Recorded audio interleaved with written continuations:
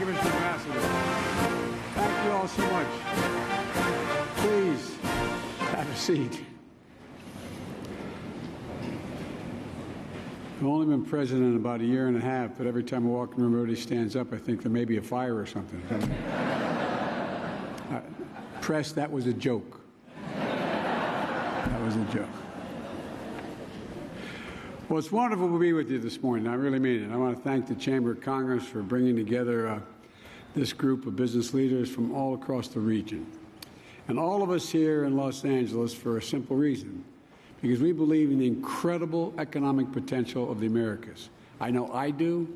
We all do. I mean, I just think the potential is unlimited. The region is filled with dynamic energy, entrepreneurs who are ready to break out, innovators who will change the way we think and the way we do things, young people poised to seize the future. Everybody, the press always asks me, why am I so optimistic with the way things are? Take a look at all these young folks. They're the best educated. They're the most generous. They're the people who have done the most. They're ready to volunteer, and they're the least prejudiced folks in the world. It's a new generation, and it's an underpinning. It gives me an enormous sense of, and I mean this sincerely, an enormous sense of optimism. We have everything we need right here in the Western Hemisphere, not only to point ourselves toward a future that is more prosperous, secure, and democratic, but the ability to achieve it as well. And for all of you, are essential to making sure we get to this place we have to get to.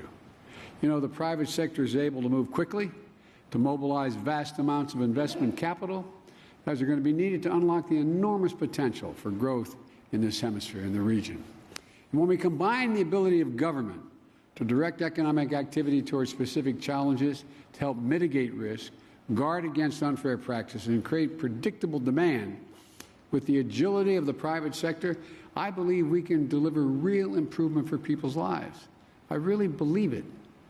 You know, just my wife often reminds me that I had a doctor who a long time ago who was saying when I had an aneurysm, he kept saying, is it congenital or is it environmental? And I said, I don't care. You just get it done. He said, you know what your problem is, Senator? I said, no. He said, you're a congenital optimist. But I am. I'm an American. That's why I'm a congenital optimist. So look, I really mean it. We can do anything. Jobs that pay good wages and respect workers' rights. Communities that come to life around investments. Families that can envision a future with an opportunity, just as my dad would say, just give them a little bit of breathing room. A little bit of breathing room. When that happens, everyone prospers, including all of you. All of you. But to achieve this, we've got to update our recipe, in my view, for economic growth. It's time to put a nail in the coffin, in my view, of trickle-down economics. It doesn't work. It keeps in an increasingly smaller and smaller world. It doesn't work. It keeps yielding the same results: greater inequity, slower growth, less competition, and less innovation.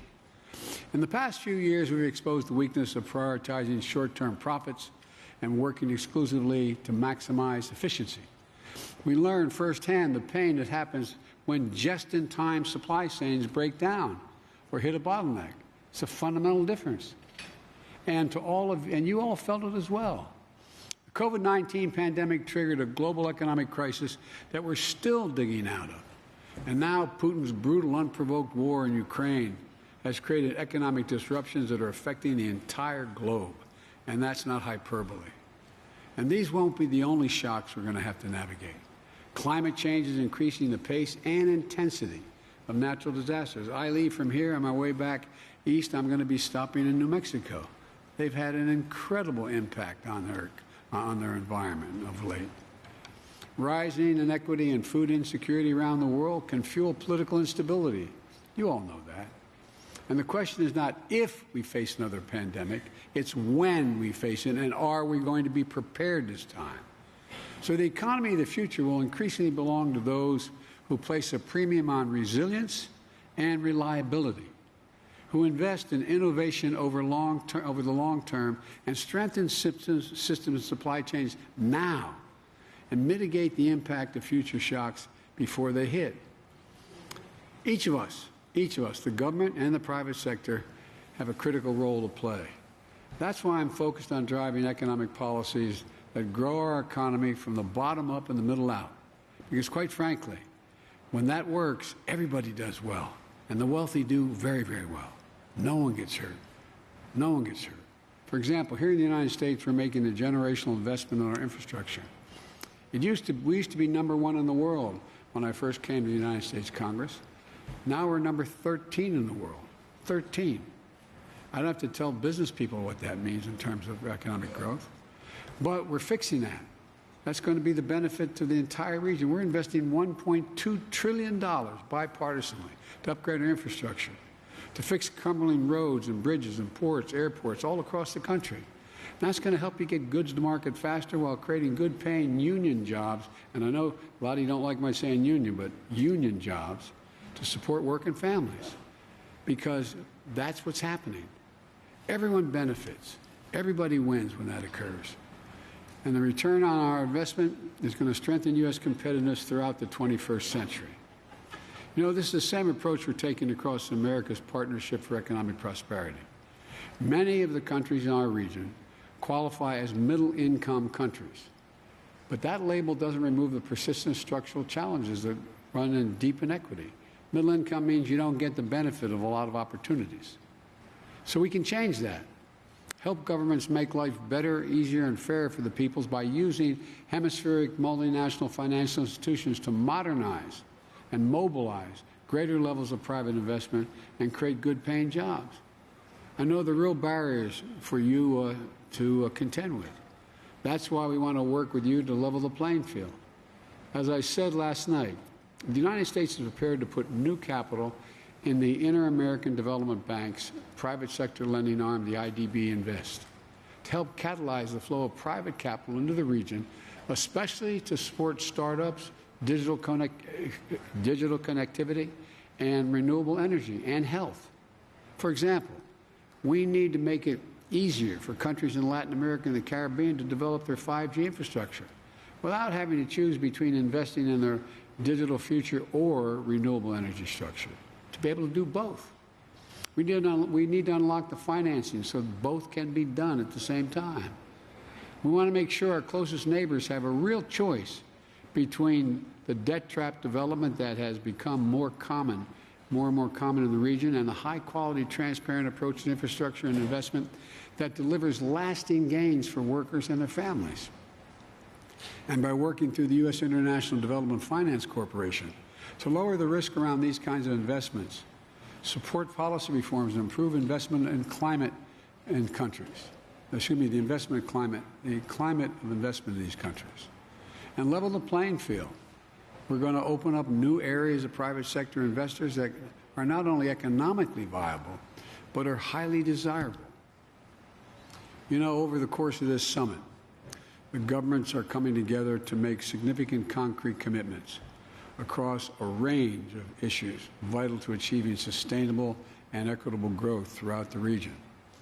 On bringing supply chains closer to home, on fostering innovation and developing a shared framework for our digital future, on kicking our action on climate change into high gear and speeding our clean energy transition, on bolstering health systems and food security in the Western Hemisphere, on managing safe and orderly migration as a shared responsibility through innovative and coordinated action to enforce our borders and stabilize migrant populations while seizing a shared opportunity for economic growth.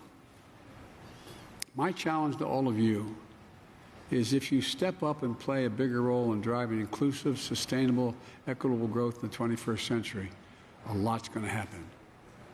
What more can you do to engage in these issues to shape our future? Not as a favor to me or to any government leader, but because it's your own overwhelming economic self-interest. If you make the investments necessary to build more secure and resilient supply chains, that's ultimately going to bring down your costs and make you more competitive and boost your bottom line. You're going to hear from John Kerry about the opportunities for private sector innovation and new markets that will be critical to reach our climate goals. Yesterday, Vice President Harris spoke about the $3.2 billion mobilized by our call to action efforts in Central America, including from several companies in this room, to bring quality economic opportunity to the region. We're expanding the 100,000 Strong in the Americas program to focus on opportunities for young people in climate and STEM fields, especially in the Caribbean and Central America. And I urge you to join us with matching funds, just as you did when we launched the program 10 years ago. There are many more examples, but let me close with this. We stand at an inflection point. I know you're tired of hearing me say this when I was running, and I continue to say it every day. We're at an inflection point. More is going to change in the next 10 years than has changed in the last 30 years in the world. Decisions we make today are going to have far-reaching impacts on our future. They're going to last well into the middle of this century. And business leaders, you all see where the trend lines are pointing as clearly as I do. And our challenge is to shape the outcomes so the future reflects democratic values of our region, an economy that we want to live and work in, and that ensures a fair playing field for our workers and our businesses. As we navigate this inflection point, leaders and business and those who come out ahead are going to be the people who are going to lead this change for the future, not those stuck looking backwards and sitting on the sidelines. None of us will be able to fully realize our ambition for the region on our own. So let's use this summit to tackle the obstacles to growth, come together around new ideas and new opportunities to take our region's biggest challenges on and defeat them. And for all of us to prosper. I really believe there is nothing we're unable to do, and I think we're primed. We're primed. And I'll close with this, what I'm going to say a little later at the general session.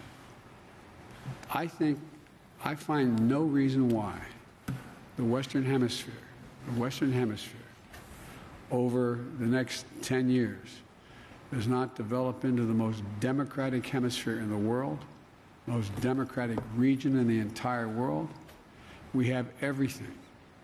We have the people, we have the resources, and we have more democracies in this hemisphere than any other hemisphere. So there's a lot we can do, but a lot of it matters in the private enterprise side of the equation. You all are the font of enormous ideas and opportunities. So I want to thank you all, and I look forward to working with you. And every time I'd walk out of my grandpa Finnegan's house, he'd say, "Joey, keep the faith."